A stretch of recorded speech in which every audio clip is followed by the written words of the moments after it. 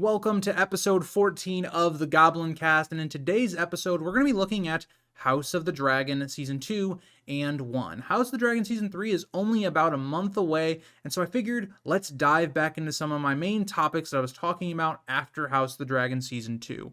In the first part, we're going to look at Alicent's character in Season 2 and how I believe they ruined the character, which will also coincide with part 2, which will be about Daemon and his plotline in Season 2 and how I think it overall failed to do what it should have done. And in the final part, we're going to look at every episode from House of the Dragon, both Season 1 and 2, and rank them. So let's not waste any time and dive into some House of the Dragon content. We're going to be talking about Alicent in Season 2 of House of the Dragon and why I feel like her character was more or less assassinated. And I'm not just talking about this from in terms of like what the book character was. I'm talking about it from the show character. So I think that's a big differential to make here because the book character just is not the same as the show character, and that was just present even in Season 1. That was kind of present because they changed the character from being the stepmother role to just basically they're really good friends and they're of the same age, so very different dynamics, which I actually think was a good thing. But I want to talk about what led to why I think that character has just been ruined at this point, why the character doesn't function anymore, is completely broken.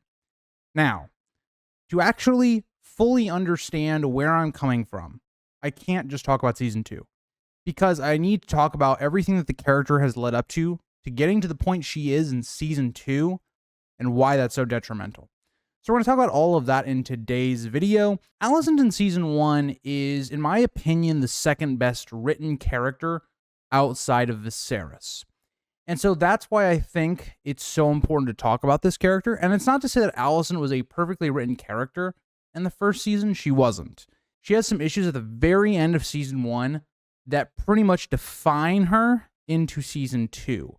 And so there's just two halves of Alicent, but for the most part, Season 1 Alicent is pretty consistent. She's a character that in the first 5 episodes, it's all about the tragic story of her and Rhaenyra's fallout. So it started with them really close, but as Alicent gets pushed into trying to court Viserys and becoming the new queen for her father's ambitions, all that stuff, while also she's quite the opposite of Rhaenyra. It's kind of weird that they start off as really good friends, even though they're complete opposites. Alicent is somebody that basically conforms to the laws and kind of the customs that she's been taught. She's somebody very much like a goody two-shoes type of character. Whereas Rhaenyra is kind of the other type of character. She doesn't fit into being a traditional woman. She doesn't want to get married and have children and all these things and be forced to do all that.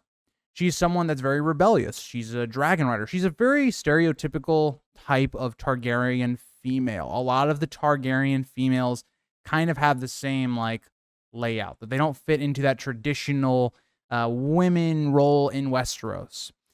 And so right away, those things are going to be what drives the wedge between those two characters. And so we see that kind of play out, right, as Rhaenyra eventually and Alicent kind of more or less break up by the end of episode for a number of reasons. I'm not going to break it all down, but that was all based upon ideas of Rhaenyra and Alicent not trusting each other anymore. They've both broken each other's trust at multiple accounts.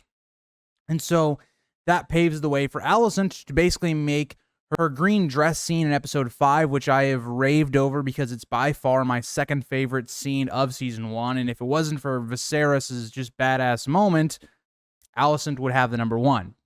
But with that being said, this is basically the fracturing of their relationship. At this point, they should not be able to recover from this. And that's very evident by the way we jump back into the next generation, or we go take another time skip, and we get to older Rhaenyra, older Alicent, both of them having kids now. They've grown up.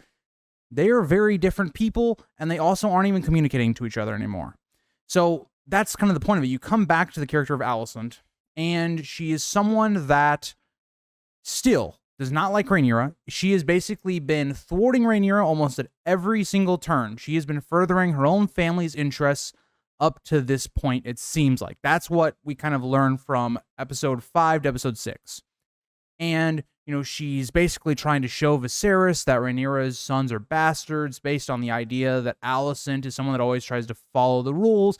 And she's jealous of Rhaenyra because she kind of gets to live out a life of, choosing her partner until it was forced upon her. And Alicent can't get away with those things, but because Rhaenyra is a Targaryen and she's the heir to the throne, she gets away with all these things. And so it just, again, continues that bitterness and hatred towards each other. And that basically goes down into their children. And so that's really what the whole second half of the show is about in season 1. And Alicent goes so far as to really, I think the climax of season 1 is episode 8. I don't think it's really episode 9. I think it's episode 8. But the climax is really, the whole idea is Alicent is trying to more or less take away legitimacy and the rights of Rhaenyra's children by having Vaemond, come after Corlys. That's what that entire episode is based upon, that premise. And so she's trying to not only show that Rhaenyra is illegitimate because she has all these bastards, she cannot be trusted to rule the throne if she can't even rule her lusts over going with other men and things like that. And so their hatred goes that far towards each other, right? That they're not even on speaking terms. Rhaenyra literally moves out of King's Landing to Dragonstone because of how bad that hatred is towards each other and how Rhaenyra feels so backed into a corner because Alicent has turned the entire court against her.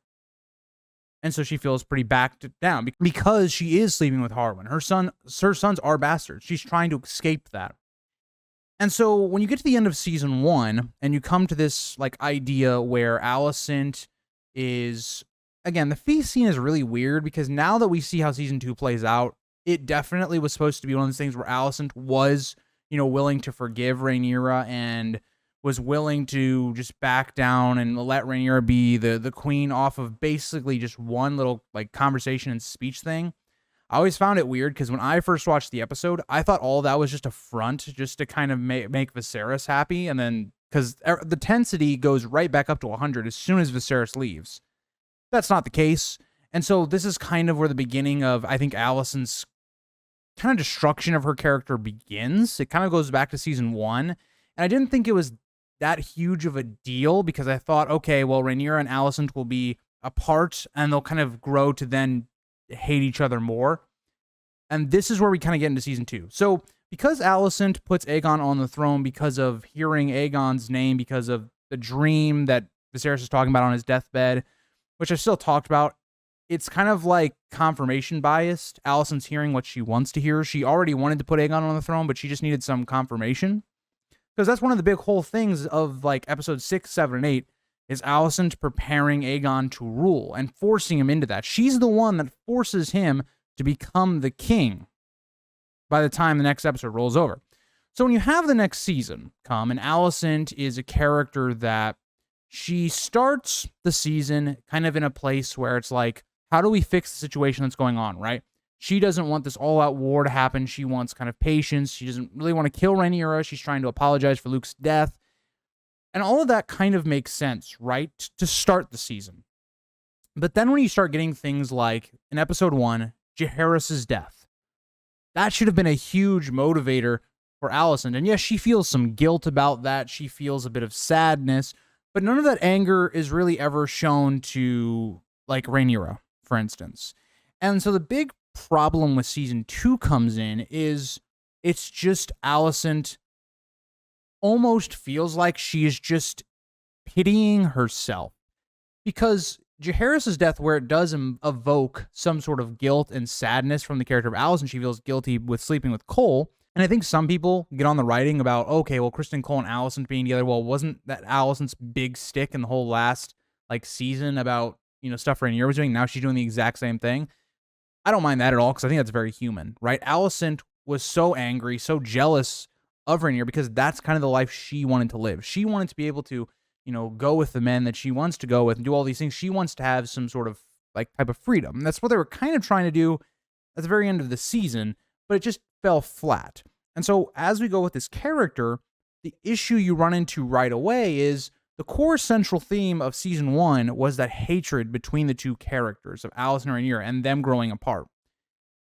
And then in season 2, you kind of destroy what could have been a magical moment with Alicent and Rhaenyra and their relationship. If you had just waited, let all the events play through, right? Because once Jaehaerys dies, any chance of peace that Alicent thought there could have been should have been over in her mind. Because now her family's been attacked. An innocent, the most probably innocent person in the entire green side of things just got killed.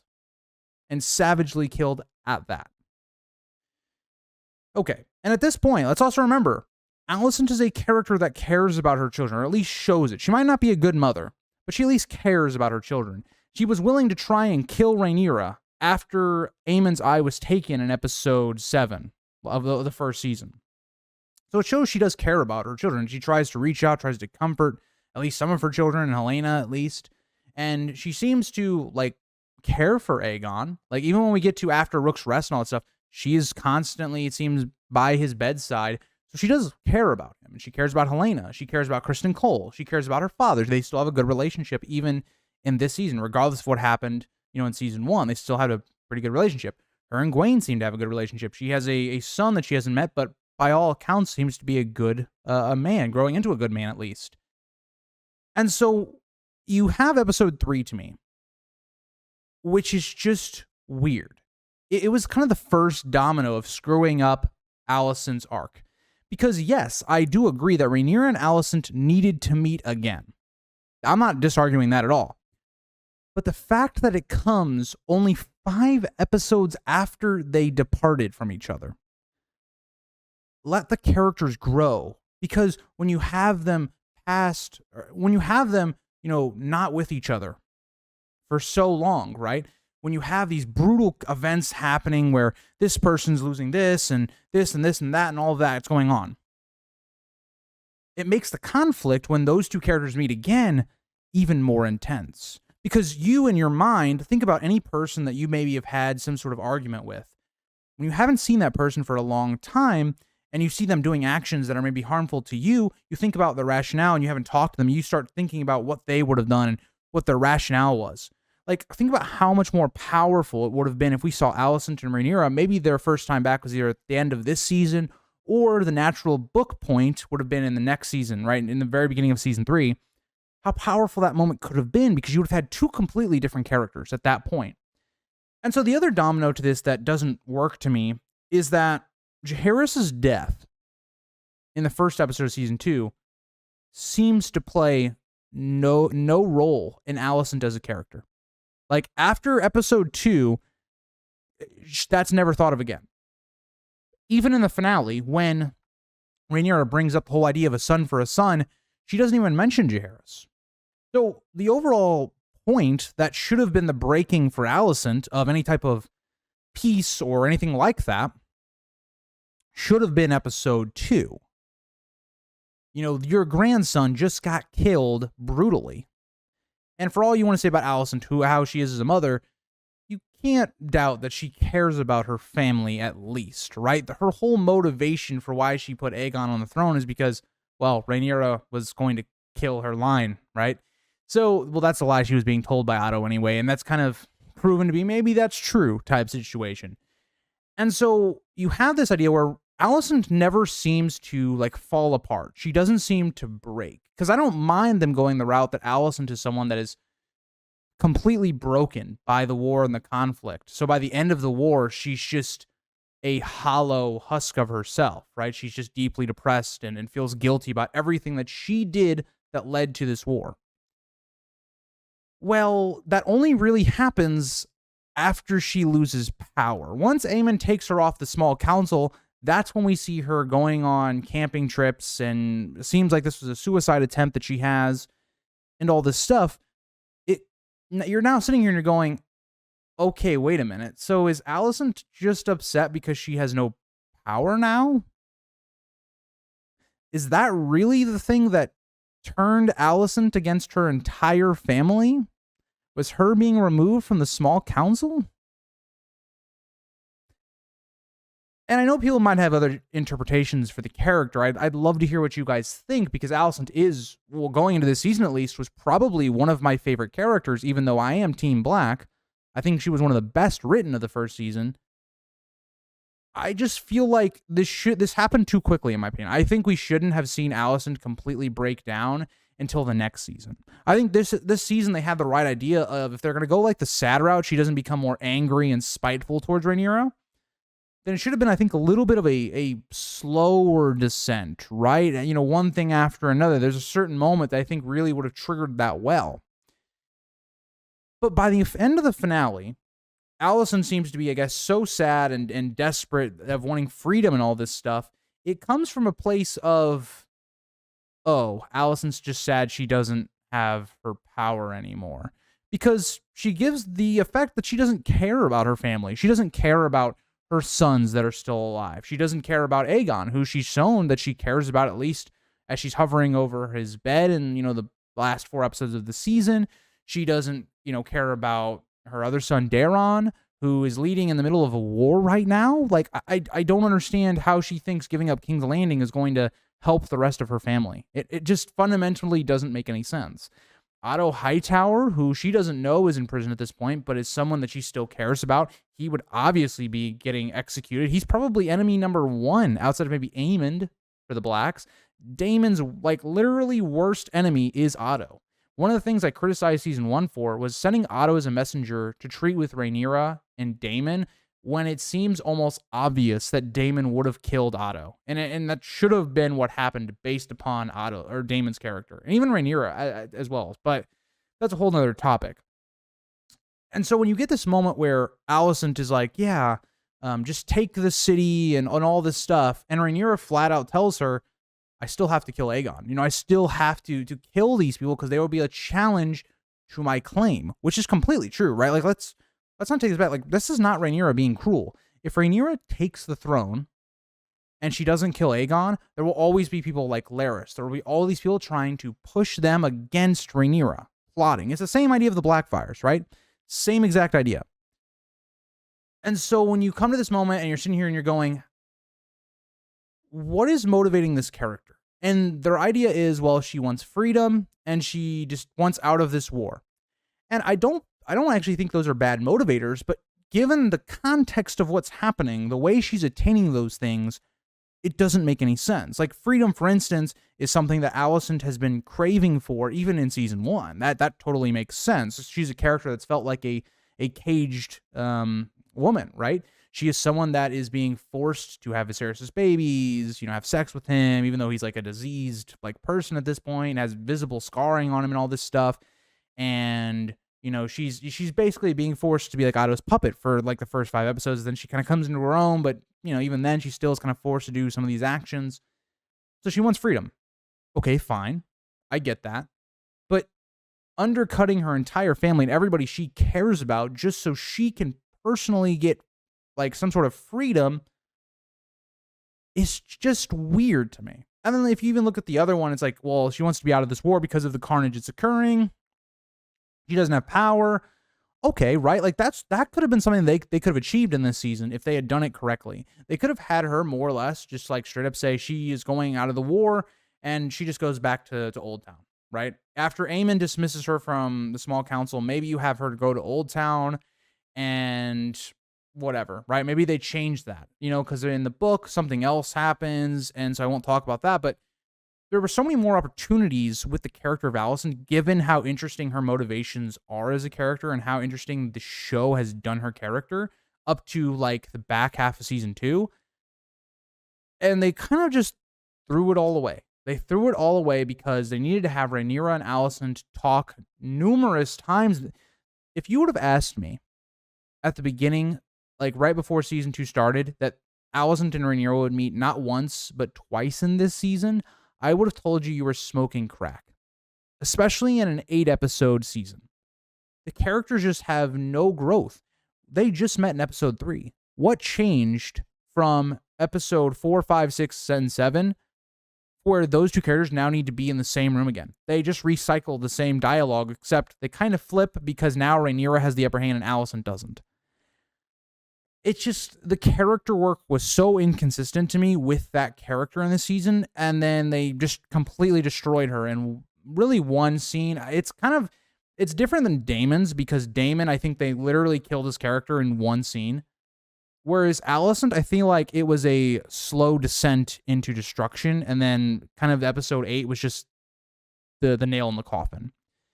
So yeah, I went a little bit longer in this video about Alicent tonight because I don't think hers is as simple as Daemon's is. And I got some pushback for the Daemon video. I will probably get pushback for this one as well.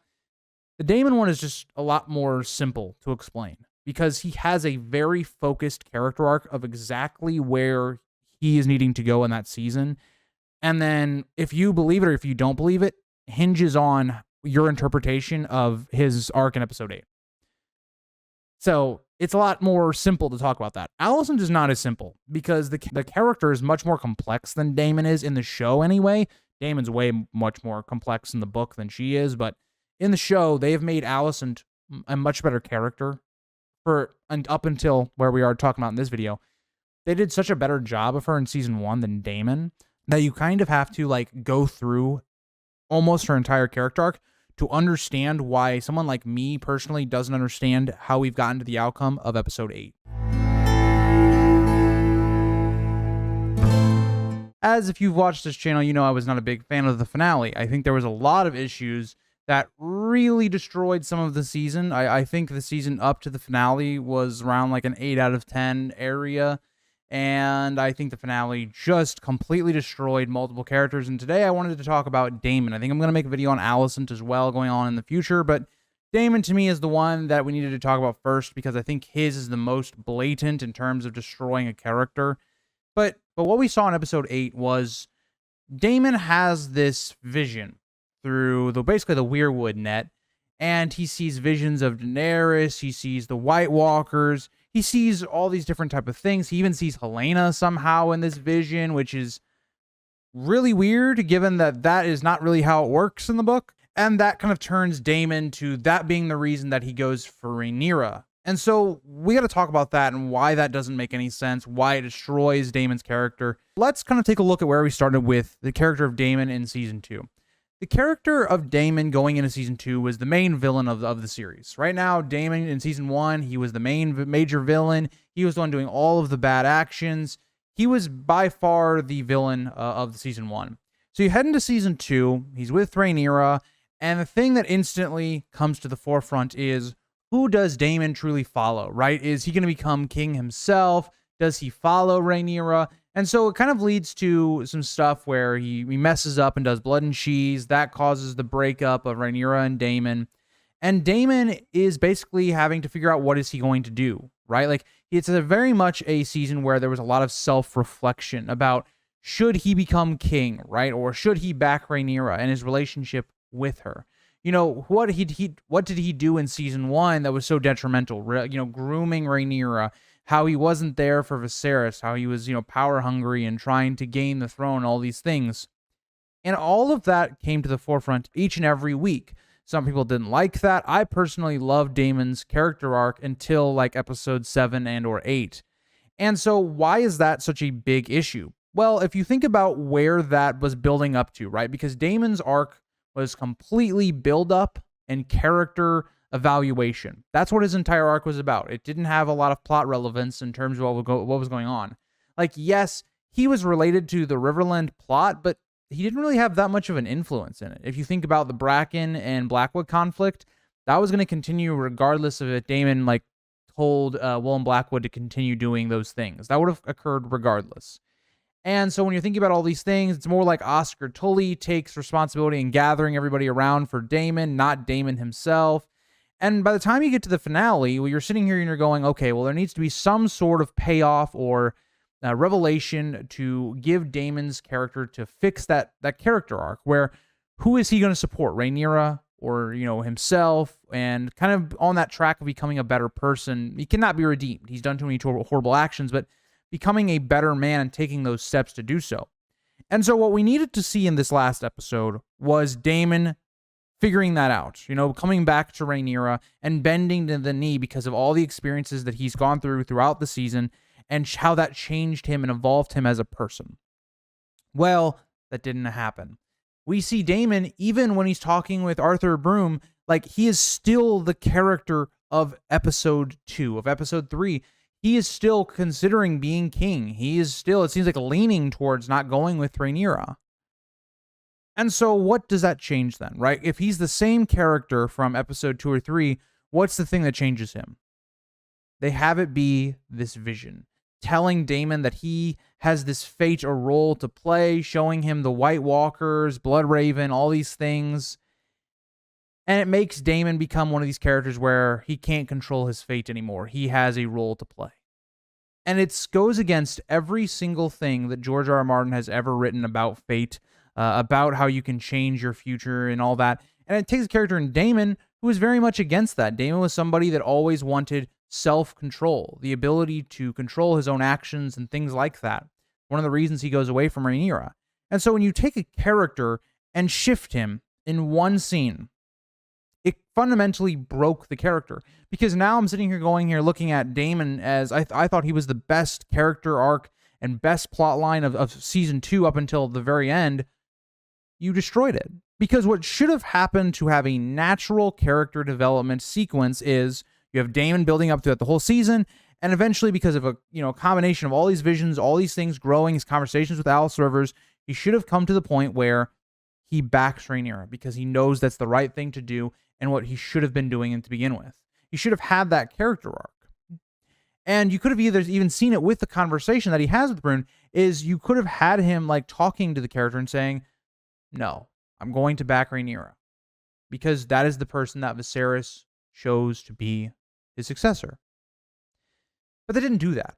So they completely discounted everything that came before and made it happen with this really, really stupid vision sequence by Daemon. It completely broke the character. It destroyed any semblance of what that character was in Fire and Blood, why he is George R. R. Martin's favorite character, because he's that morally gray character. And everything in this season was building that character, and they threw it away in about 2 seconds. Because now we get him bending the knee to Rhaenyra, not because of his own character development, because of this role he has to play, because of this thing that's going to happen in the future, this threat of the others. Hearing Daemon say winter is coming was one of the worst things I've ever seen in this show and also Game of Thrones. It was a complete character assassination. I don't know if the writers of House of the Dragon just hate Daemon as a character, because in season 1, they made him the villain. They gave him every single bad option. It felt like a playthrough of, like, I don't know, think about Dragon Age, if anyone's played that, and you just pick all the bad options. That's what it felt like in season 1, and I started to give them credit. I was like, okay, well, maybe in season 2, based upon where they were going, they were trying to do a character evaluation based off of the stuff they did in season 1 to kind of fix those issues and make him more morally complex. And then they threw that away as well. And so I'm left to sit here and go, everything that was coming out about Daemon in season 1, but from the writers, was they didn't like the character. They did not expect people to like the character. I'm just sitting here going, do they just hate Daemon? He is by far now, 2 seasons in a row, one of the worst characters on the show. At least in season 1, he was entertaining to watch. He was someone that you never knew what to quite expect from him. And maybe I hated the depiction because they leaned into every one of the bad things that he possibly could have done that's even rumored in the book. At least he was entertaining to watch. In this season, he wasn't entertaining to watch at any point. Like, it was a character evaluation that solely was based upon how the conclusion worked, and they fumbled it pretty badly. This character cannot be fixed in the next coming seasons.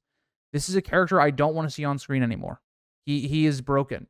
Daemon is one of my favorite characters, and not just in Fire and Blood, but in A Song of Ice and Fire as a whole. And they somehow pissed away that beautiful character that they could have had. Daemon is in a lot of ways like Jaime from the normal story. He's a very complex and multi-layered character, and they didn't do that at all. They made the character a shell of what he could have been. And this is one of the many reasons I don't like the finale, especially I don't like this season as a whole, because Daemon was not the only character that got assassinated in the finale. We also have other characters. Alicent, I think, is the second most assassinated character in this episode. But not only that, I think Rhaenyra also, almost similarly, is not been assassinated yet, but is almost completely destroyed by this show and this season. This season is so frustrating to talk about because they had so many easy things they could have done. So many layers to characters they could have built, but they threw it away. And for what? So we could see the White Walkers again. We could have this cheap connection to Game of Thrones. Most people don't like Game of Thrones anymore. If you haven't realized, HBO, Game of Thrones has one of the worst endings of all time. Why would I want to think about the White Walkers who got killed by Arya because she was screaming and jumping from like a rooftop or something? I just can't fathom why HBO keeps doing this. We are going to be ranking every episode from House of the Dragon 1 through 18. This was very difficult for me to do, given I haven't seen season 1 in like a little bit of time now, about 3 or 4 months, since the last time I basically rewatched it for season 2. And I went back through my notes for what I had for season 1 and went through kind of looking through the episodes. And I've come to kind of figure out where I think each episode is. I think there's some really hard placements more towards the middle. I think the top and the bottom are pretty easy for me, but the middle was quite difficult. So I definitely think there could be some variety in the ways you guys think about some things. Also, I think with season 2, I had some different opinions than maybe you guys did. So you might have some differing opinions. Let me know how you would rank the 18 episodes, or maybe your favorites and maybe you're not so much your favorites. So let's start at number 18, season 2, episode 8. And yeah, I think that the finale for House of the Dragon season 2 is the worst episode of House of the Dragon. Not only is it the worst episode of its season, but in totality. This episode was quite disappointing in terms of being a finale. It kind of broke, in my opinion, multiple characters. It was filled with illogical sequences. I don't want to kind of harp on this too much because I felt like I've talked about this episode for like all week now, and I've been constantly talking about some of my issues with it. So if you do want to check out more of my issues, I would check out streams and some of my videos out this week. But I was just not a big fan of the handling of Daemon and Alicent's plotline in this episode, and really it kind of impacted how I viewed the rest of the season. So I think it failed as a finale, and I also think it failed as an episode as well. Number 17. This is also a very controversial because a lot of people actually liked season 2, episode 7. So that is my number 17.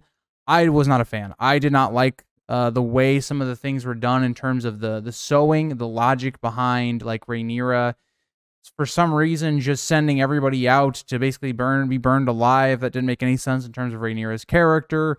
There was a lot of filler in this episode in terms of like Alicent's plotline, where she's just on a camping trip. You can almost completely just skip those scenes and nothing changes. You had some kind of interesting stuff with Daemon, but then it doesn't really make sense that Daemon's being kind of bossed around by this kid. And I like Oscar Tully's performance, but again, it basically has the same issue that this entire season had for Daemon, where he's just doing nothing. Like, he just doesn't do anything. There's no character development that like is concluded with either this episode or the next episode. Again, was not a big fan of episode 7, and that's why it's down here. Number 16, I have season 2, episode 3. So this is a tough one because I think majority of this episode, like maybe like 60% of this episode, is actually pretty good in terms of like setup and, you know, the fallout from the twins attack, basically the Cargylls in episode 2. It's pretty decent episode up until the last 10 minutes. Rhaenyra and Alicent's conversation, the way it's executed in terms of how Rhaenyra even gets to Alicent, is just wild to me. The logic that you have to make for justifying Rhaenyra even going there in the first place is completely weird to me. It just doesn't make any sense. Rhaenyra and Alicent having a conversation in episode 3 also just didn't make any sense, given that they talk at the end of the season, which could have been actually a good idea given the fact that those two characters would have been separated by an entire season. But here it kind of rings hollow because they were only separated by like 5 episodes, like half a season. None of the characters had grown by that point. These characters are still kind of the same. And yeah, they had a really sloppily executed finish to this episode that also, in the same point, didn't really make any sense to begin with. So, wasn't a big fan in terms of the ending of episode 3, which is kind of why it's down here. So, number 15, you guys might be getting tired of me talking about season 2. Unfortunately, season 2 to me was much worse than season 1. And so you have episodes like episode 5 of season 2 as my number 15. And this is by definition the episode of straight build up and filler. Not much happens in this episode outside of like the fallout of Rook's Rest. So you have the small folk plot, which some people bought into, some people didn't, in terms of Melee's head being paraded throughout the streets. You're starting to see kind of the people starting to flip on the Greens as they kind of viewed the dragons as gods, and they're believing that Rhaenyra is going to come and destroy them. And so you're seeing that plot start to unravel, even though it doesn't really have, like, there's no real conclusion to that until episode 6. So this is just straight up build up, and a lot of people, I think it's like split on episode 5 on if you really believed that how that went down. Some people do, some people don't. Kind of all over the place. You even have in this episode, like, the major thing is the Dragon Seeds plot, but it's kind of weird in terms of how they start it with, like, Jace and Rhaenyra, where they're like, yeah, we can just look in the records. That's where we're going to find all these people with Targaryen blood. It was just a weird finish, a weird episode, a weird, just like, I don't know, filler episode. It didn't really have anything that kind of packed that punch. And even in the filler episodes of, like, say, season 1, they had more that moved the plot along while also being good character development episodes as well, or setup episodes. And so this episode in terms of season 2 is pretty, like, mid, but when you put into perspective season 1 and season 2, it's pretty low for me. Number 14, I have season 1, episode 3. So I think the issue with this episode, and this is the Stepstones episode, so you had to condense the plot of Fire and Blood into 10 episodes before the dance. And by doing that, you kind of have some issues. So in one part of it, you have the Daemon plot. The other part of it, you have, like, the Rhaenyra and the hunt with Viserys plot line. And whereas I think the Rhaenyra plot line is actually pretty good in the episode, like showing her how she feels kind of like that she's being put aside because of Aegon, and everybody asking, you know, is Aegon going to be the king, and people trying to kind of, you know, marry into her, like Jason Lannister offers to marry her and all that stuff. So a lot of that kind of works pretty well in this episode. Like, even the symbolism with the White Hart coming to Rhaenyra and Viserys having to kill this stag that's basically just, like, already trapped. It's not really anything that's that cool or anything. It's actually really creepy and disturbing. And so it all really works well. You also have, like, Alicent and Larys kind of meeting for the first time in this episode. So there's a lot of cool stuff with, like, that plot. But where this plot falls apart to me is just the Daemon plot. I mean, you just have really stupid stuff happening. Like, a lot of my major complaints with Daemon in season 1 can really be summed up with just this episode. You know, he beats a messenger because he doesn't like that Viserys is coming to help him. He, you know, goes into trying to beat the crab feeder with just, like, one guy, and he's going to basically go through an entire battlefield, and he doesn't get killed somehow. And it's just really weird. I think there's some issues with the Battle of the Stepstones just in general, and I was just not that big of a fan. It was my least favorite episode of season 1. Number 13, I don't remember how much, like, criticism I got for this placement back in season 1 because it's just been a long time, so I don't really know how the community gauges this episode. But number 13 I had as episode 9 of season 1, and so a lot of you guys might be kind of surprised by that, given that episode 9 is, you know, right before the finale of season 1. It's supposed to be the big episode. And this episode, to me, I didn't really like on a lot of different plot points. Whereas I still think it's better than season 1, episode 3, because it just has higher stakes and you're much more involved in what's going on.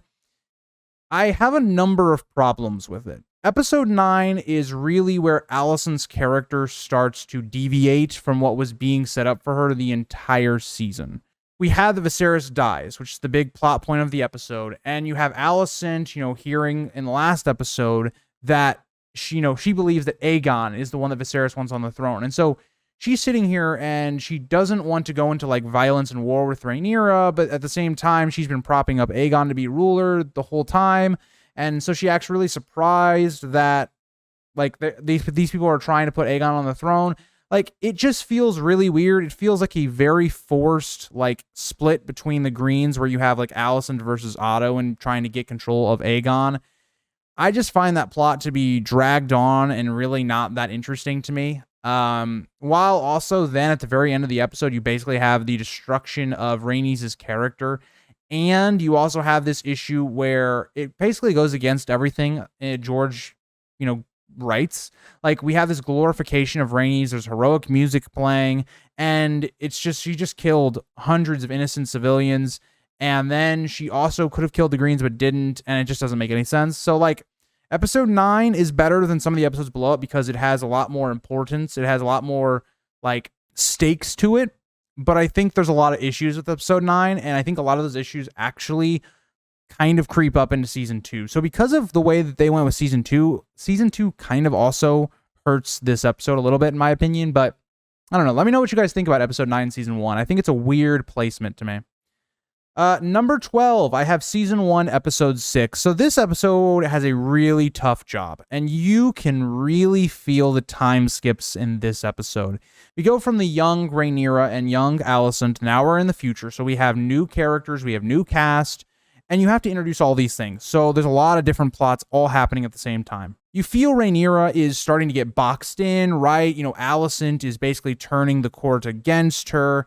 And you also see that the Strong plot line going on. She's been having a relationship with Harwin Strong. So we kind of have to really introduce who that character is because House of the Dragon didn't do it really in the first 5 episodes. So you've got to introduce that plot line. You've got to introduce, you know, Rhaenyra's kids, Alicent's kids. You've got to then, you know, have this idea where Rhaenyra tries to make this peace with Alicent, but then Alicent rejects it. And so you have a lot of different ideas coming on, like how are Laenor and Rhaenyra's marriage going? Where is Viserys at this point? Like, his condition is much worse after this time skip from episode 5 to episode 6. Just a lot of things going on in this episode. This episode, I think on a rewatch, feels kind of bloated because of how much needs to be told to the audience so that they can understand what happened in between episode 5 and 6. And that's why it's this low to me. I don't think it's a bad episode. I think it does a lot of things really well in terms of introducing certain ideas and themes and plots. And so for that, I think it's better than episode 9 because episode 9 does things just much worse than episode 6 does. Like episode 6, the only problem episode 6 has is just it throws a lot of stuff at you very quickly. Number 11, just outside of my top 10, I put season 1, episode 1. I wasn't sure about this episode because I do think it's a great introduction into the story of House of the Dragon and the dance. But at the same time, I feel like its significance is, I think, a lot lesser than most of the episodes above it.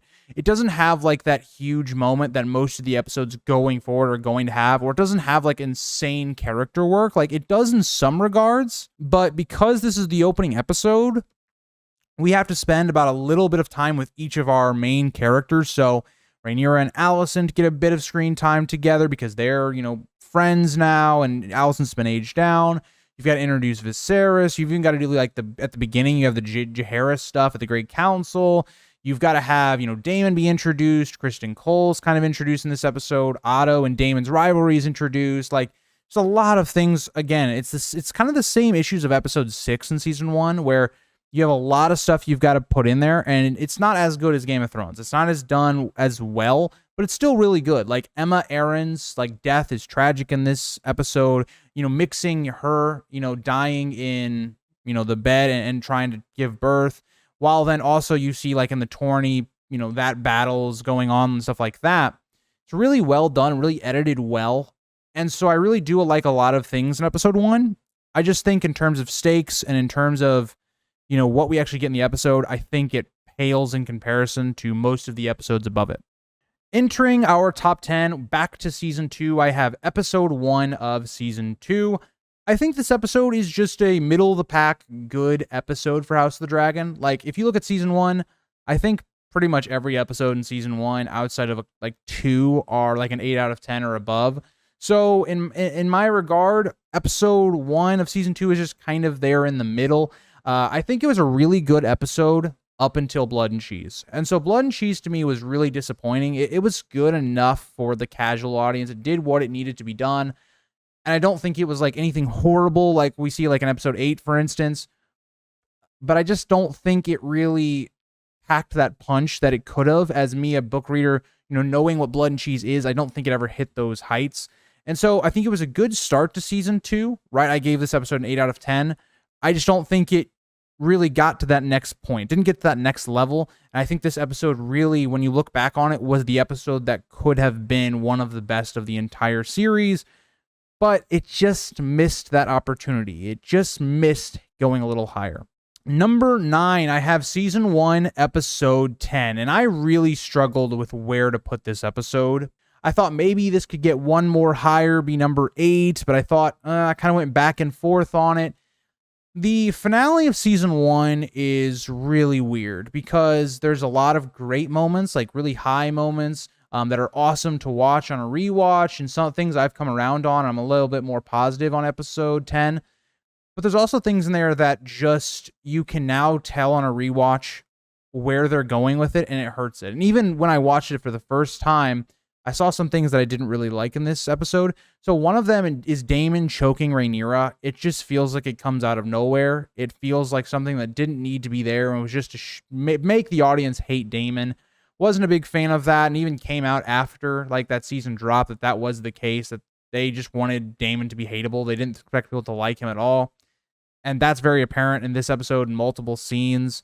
I also found that the idea that Otto Hightower goes to Dragonstone to try and make a peace is just insane. Like, if you like the logic there is just wild, because if I was somebody in the Green Council, I'd be thinking, yeah, Otto's gonna die. Daemon is literally Otto's biggest enemy. Daemon has been displaced from multiple like seats on the council in favor from Viserys, specifically by Otto Hightower. Daemon believes that Otto Hightower basically killed Viserys.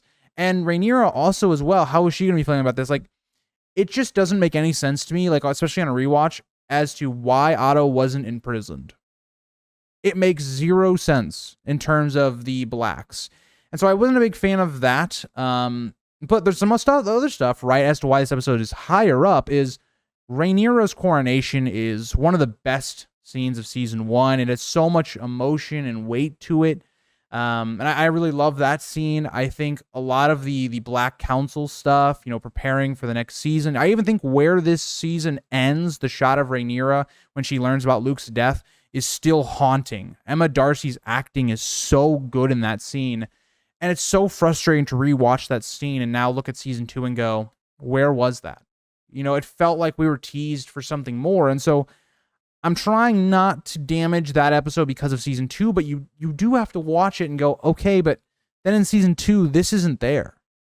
So I don't know. I'm back and forth on episode 10 because there's a lot of great moments. Like, even I've come around on like how Aemond kills Luke, or I guess just Vhagar kills Luke. That's a really emotional scene. Some of the scenes between Luke and Rhaenyra in this last episode are fantastic. Even like the way they did the war table, I really loved in this episode as it's kind of introduced here. A lot of stuff to like in the finale of season 1. Just some other stuff that I think is questionable and maybe not as good. Number 8, I have season 2, episode 6. Yeah, and this is another, I think, divisive episode, right? This is the one that got review bombed to death. IMDb had this, I think, as the lowest episode of the season. Now, part of that's because of review bombing, but whatever. I think this episode was actually really good. This episode was really good at, I think, a character focus more than anything. But we see a lot of different things occurring, right? You have Rhaenyra putting into effect, like, the whole dragon seed plot. We see how that gets Sir Steffan Darkling killed. That's a really emotional moment. You see as Rhaenyra seems to not be trusting people around her as much and stuff like that. And so I think that this episode does a really good job of kind of driving our characters forward a little bit. Even the King's Landing plot, where you see Alicent and Helena getting ambushed because the public has just turned against them. Rhaenyra and Mysaria do this plan that's still a little fluky to me. I don't know how much I buy into that, but you see basically the public turning against the Greens as Aemond is also trying to take control, as he basically takes Alicent completely out of power, removes her from the small council. It's kind of the rise of Aemond as a villain, more or less, in this episode. We also kind of see Aemond threatening Aegon with, if you say something, I'm going to kill you, more or less. A lot of good writing in terms of that. You also see in this episode Daemon, and he gets flashbacks of Viserys. It's always great to see Viserys. And I do kind of look at a lot of Daemon's plot now, and I kind of look back and I go, yeah, that basically doesn't result in anything, but it's still good to look back on and see those scenes just for Viserys. And so I do think, like, part of season 2 is, like, if they had fulfilled Daemon's arc correctly, I think this episode would have been much higher. But because I don't love the way that they ended out the character of Daemon, this episode falls down a bit to number 8. Number 7, I have season 1, episode 5. This one's also kind of controversial. I think a lot of these are going to be controversial, especially in the middle, but episode 5 is kind of notorious for 2 scenes. One is Alicent's green dress scene, which is by far my second favorite scene of the entire season, and I would say even House of the Dragon. I think it's right up there with Viserys' moment in episode 8, and this is where we see, again, the entire young Alicent play out, right? Where Alicent and Rhaenyra's relationship has slowly become more and more strained. They're growing even more divided. And Alicent also finding out from Cole that Rhaenyra lied to her, that she did actually sleep with somebody. It really is the defining moment for Alicent that she's turned against Rhaenyra, and she's now going to start working in her own interests, because Otto Hightower, what did he tell her, right? That Rhaenyra is going to have your kids killed because they pose a threat to her claim. And so that trust has now been broken. It's the natural way that Alicent then takes that and goes forward. And so I love a lot of what they did with Alicent in the early part of season 1, and I think this is really the climax of Alicent in season 1 for me. So I really like that part of it. Now, where is the bad part of it? Why is it not higher? I just gave all that praise to that moment. Well, you have Criston Cole in this episode. And Criston Cole is just an unlikable and just a very bad character in season 1. And he ruins this episode, in my opinion. Like, he doesn't make it like it's a bad episode, but instead of this episode being like in my top 5, it's kind of lower because of Criston Cole killing Joffrey in the middle of the wedding. Joffrey does not attack him, doesn't do anything. He's provoking him, but, and kills him. Somebody that is the companion of Laenor, and there's no repercussions to this. It's an obvious plot hole. It doesn't make sense. And it takes this idea that, oh, it's a wedding, so something bad's gotta happen. And it's like, it should have been the Alicent thing. That's the bad moment. Rhaenyra has made an enemy now for life. But no, there had to be some sort of blood or death. And it just took away from the moment. It kind of takes you out of the episode a little bit, in my opinion.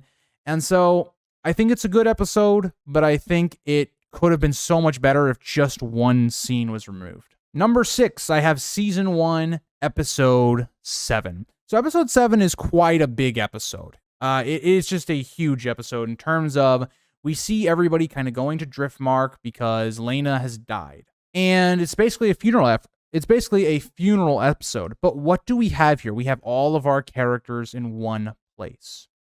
And so what ends up happening? A lot of things happen. Well, Rhaenyra starts to feel, because in the last episode, in episode 6, she ends up moving to Dragonstone because she feels like she's being kicked out, more or less, and that nobody is on her side at court. And so she's tired of all that stuff.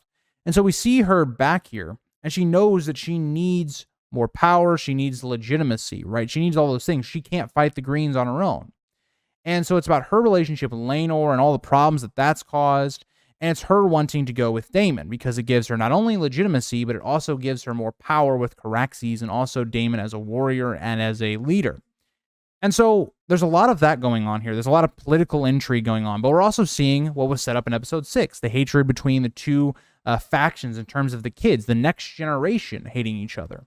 And that all comes to a climax when Aemond claims Vhagar, and he also loses his eye. A lot of tension here, some big moments that are awesome. And so we see a lot of that going on.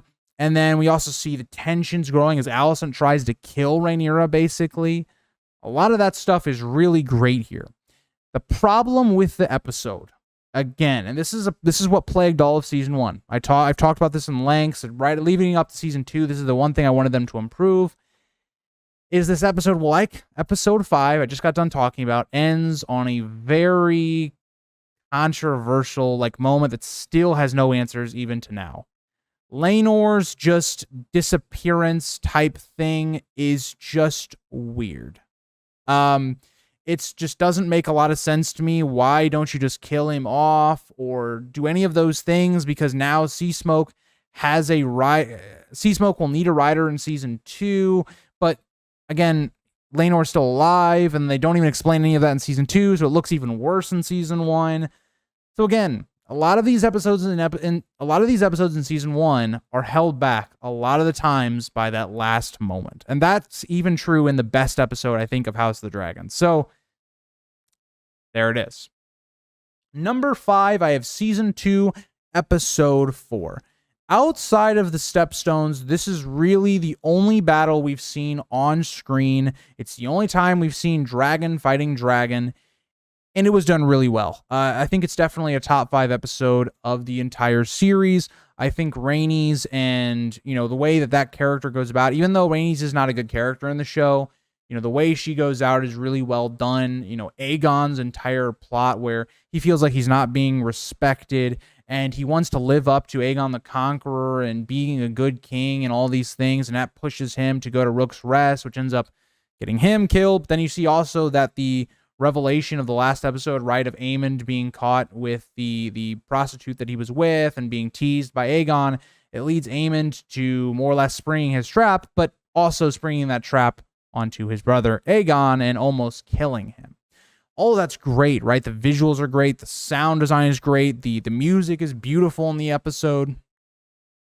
I think all that's great. Even Daemon's plot in this episode is pretty well done.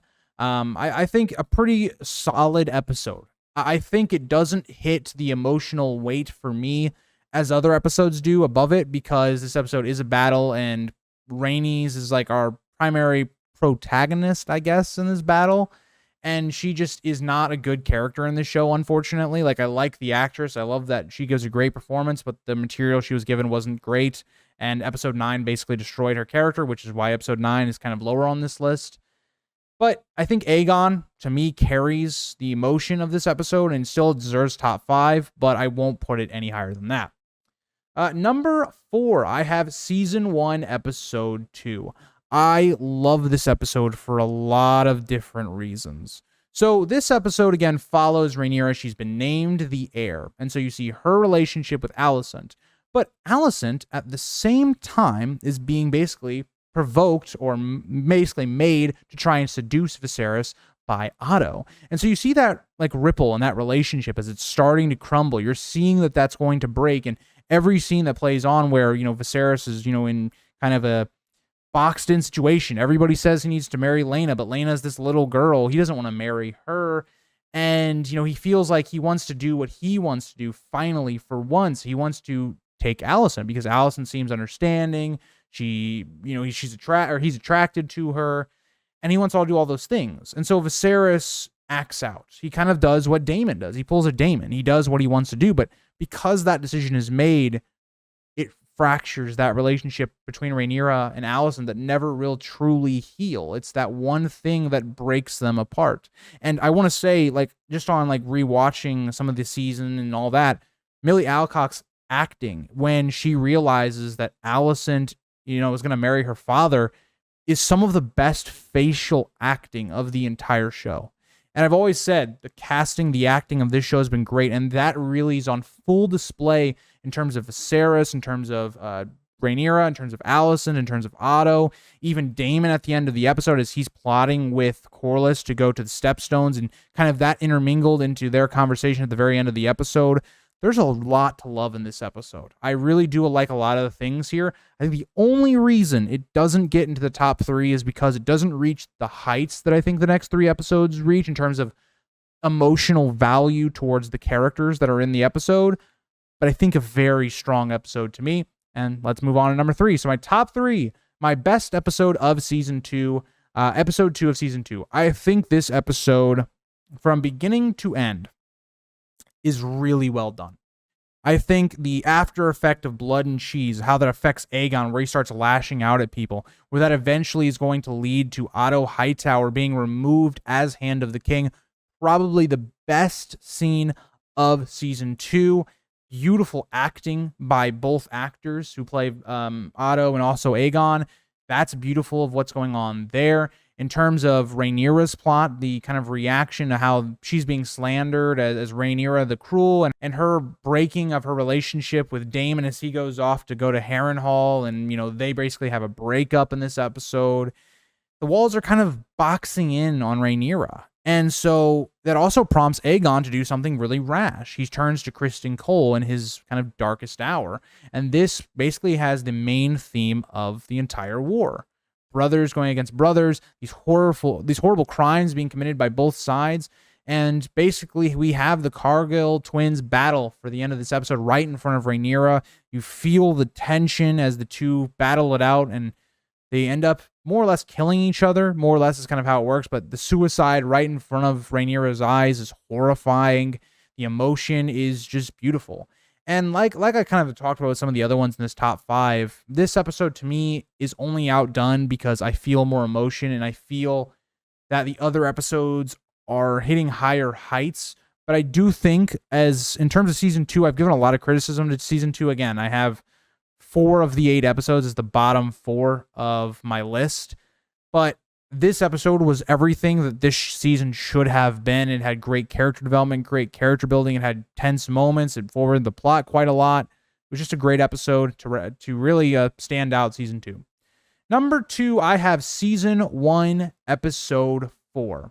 So, for me, I only had 3 episodes in season 1 that I gave a 9 to, but that, I mean, comparatively to season 2, that's pretty good. But this episode, so it follows after the Stepstone episode. So you have Daemon coming back, and the tension that you feel when Daemon re-enters King's Landing, as you're not sure what he's going to do, but he does end up giving up his crown to Viserys. Viserys and Daemon seem to be back in their good graces, and you see Alicent. I think Alicent is, in my opinion, the spotlight of this episode. And I talk a lot about, I love Alicent in season 1, especially from episode 1 to 8. She is a great character, and you feel how kind of alone she feels. You know, one of her best conversations in the episode is actually with Rhaenyra, because Rhaenyra at this point is kind of being told she needs to find somebody to marry, and she's being paraded around kind of the country. And Alicent is sitting here, you know, jealous of Rhaenyra in a lot of ways. Rhaenyra is out here complaining about her status of trying to marry and not wanting to just be somebody's breeding woman, more or less. And here's Alicent, who was forced into this role by her father. She's not finding any enjoyment in her marriage. She's having to, you know, be the mother to children at a very young age. And Alicent feels completely caged in, whereas Rhaenyra is the opposite. Rhaenyra is allowed to get away with these things, and you see the differences between those characters are really spotlighted in this episode. I love the way that episode 4 is able to really do that. And so then you also see Daemon and Rhaenyra's relationship kind of take it to that next level, as Rhaenyra and him are, you know, going around the streets, and they end up kind of in a brothel, I guess, area, and it seems like they're going to get it on, but then Daemon stops because he's basically grooming Rhaenyra at this point, and so that forces Rhaenyra to go to Criston Cole. And we have the big point of this episode is, can Alicent trust Rhaenyra? Because by the end of this episode, we're going to see that Rhaenyra is going to be forced to marry Laenor, and this great scenes with either Viserys and Rhaenyra or Viserys and Daemon. The acting's fantastic by Patty. And we see that Rhaenyra gets Otto kicked out of Hand of the King. Now, it's not as done as well in terms of the dismissal of the Hand of the King as it is, I think, in season 2. I think Aegon's is actually better. But I think throughout this entire episode, just really great in terms of the emotion from almost all the different characters going on. The plot, to me, and in the first half of the season is at its highest. I love a lot of the things they did with this episode. I think it's just outdone because of Patty's performance in the next episode that I'll have as number 1. But I think episode 4, great episode. Number 1 to me has to be season 1, episode 8. And so this follows directly after Laena's funeral in that episode, and we see Rhaenyra coming back to King's Landing. This entire episode is driven on the idea of, should Luke inherit after Corlys dies? Because it seems like Corlys is going to die. Who should going to inherit? Should it be Baela or Rhaena? Should it be Rhaenys? Should it be Vaemond? Should it be Luke? That's the central core idea of this episode. And why is this important? Because it's almost like a proxy war between Alicent and Rhaenyra, the Greens and the Blacks. Because Alicent is trying to use this to prove, or I guess Alicent and Otto, to prove that the Greens, or to prove that Rhaenyra's children are illegitimate. It smears her reputation, it damages her claim to the throne, and so it's kind of a proxy war. They're using Vaemond as this idea to undercut Rhaenyra. And so the premise of the episode is already fantastic, right? And so they take some beautiful acting performances between pretty much everybody in the cast, as you're seeing Rhaenyra and Daemon come back to the capital after a while. They haven't been there in a couple episodes. You're seeing as, Viserys is on his last leg and, being introduced to Rhaenyra and Daemon's children. It's really heartbreaking to see this as Rhaenyra is pleading to her father, basically crying as she doesn't know what to do. She feels completely boxed in once again, like she did earlier on in episode 7. And so you have everything kind of come to the heights of it, right? Because Rhaenyra seems like she's going to lose this and it's going to be really bad for her. Vaemon's going to get his way. But then we get the best scene of House of the Dragon. Viserys comes in, using all the strength left on him to protect Rhaenyra one last time.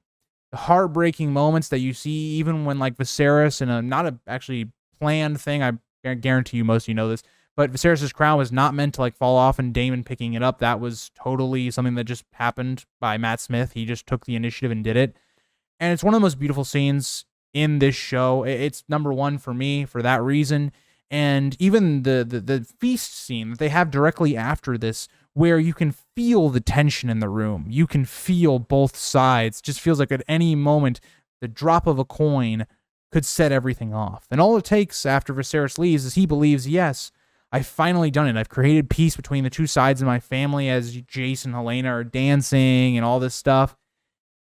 And it all flips as soon as he leaves, as Aemon does his speech and sets it off. And you have some of the great moments where it's like Daemon and Aemon basically eyeing each other up and all that. And, you have some great moments. And I think the only thing that hurts this episode is the very end. The Aegon's dream thing, the thing that seems to turn Alicent to putting Aegon on the throne, a change that I think was not very good and had very big effects on the episodes to come, but I think that just can't undercut how beautiful this episode was. Viserys dies in this episode as well.